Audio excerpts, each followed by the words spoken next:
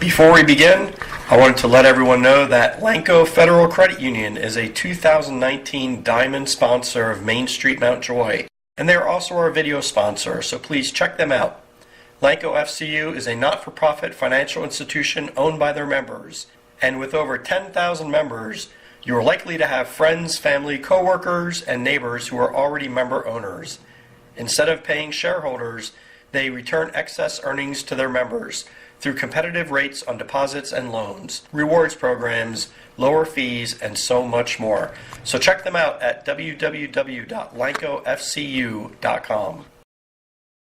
Hey everybody, so today I am out in my workshop. It is a very messy workshop, so please don't judge me on that. What I want to do is I want to introduce the next topic that we're going to talk about over the next couple of weeks. We're going to be talking about how to take your business from where you are today up to another level, or even past that and go up to another level beyond that.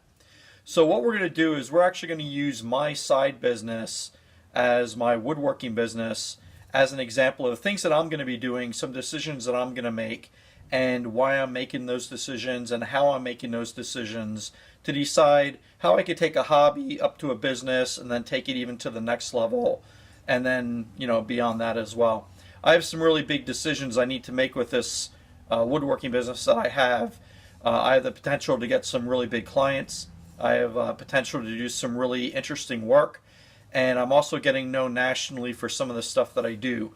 So there's some decisions that I need to make on my end as to how serious I want to be with this, and how I want to grow this business and do it in a reasonable manner, so I'm not making bad decisions or quick decisions, and having some sort of decision making process as part of that.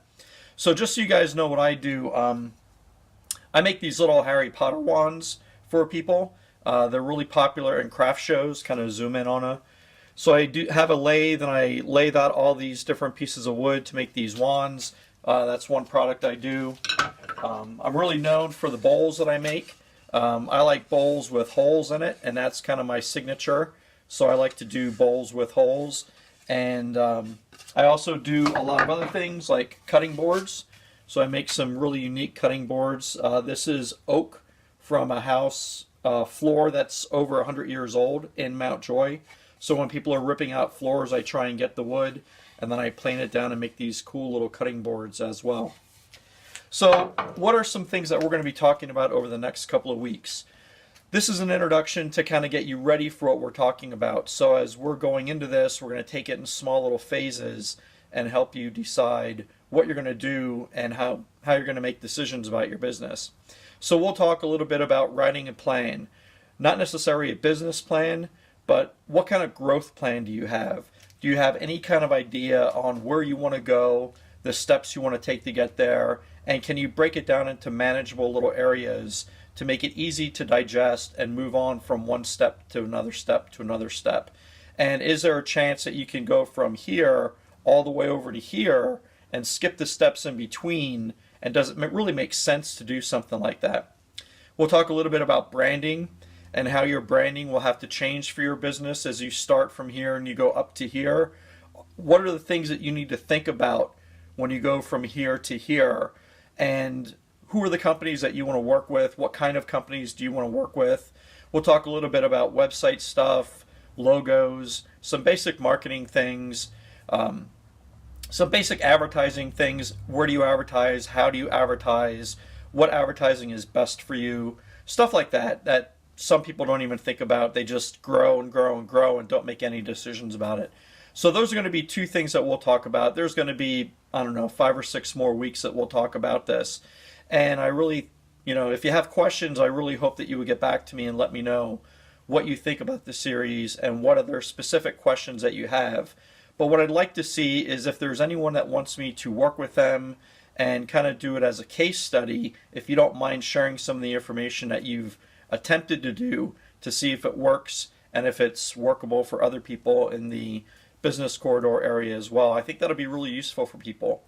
And we'll also talk about how you can partner with other companies to get you from here to here. Can you do it alone?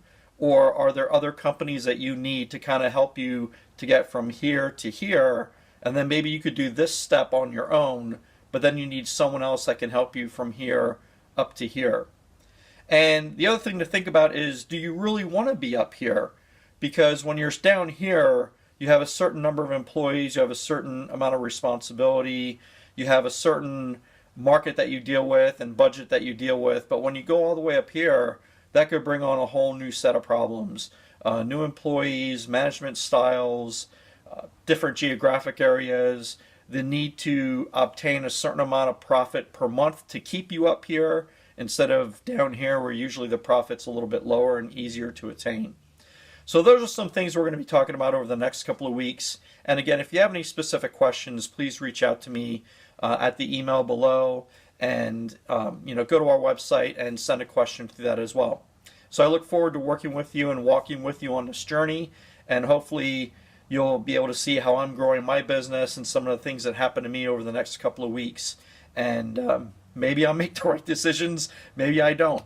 Sometimes these decisions you make are right and sometimes they're not, and that's part of business growing, is determining, are you making the right decision? And don't be worried if you don't. Sometimes you make the wrong decision and you find out it's a wrong decision right away. Sometimes you make the wrong decision and you don't find out it's wrong until a month or 2 months or even 6 months down the road. With my web design business, I was able to take it from here up to here to be one of the biggest web designers in Lancaster County. I have over 600 clients in 8 countries and 40 states, and everything was through word of mouth. So I made some bad decisions along the way, but I also made some really good decisions to get me up to that point as well. So I'm going to be bringing all that, and again, you'll be watching my woodworking business kind of grow and some of the decisions that I make as well. But if there's anything that you want me to kind of talk about using you as a case study that you think might be beneficial for someone, please let me know. Thanks. I'll see you guys next week.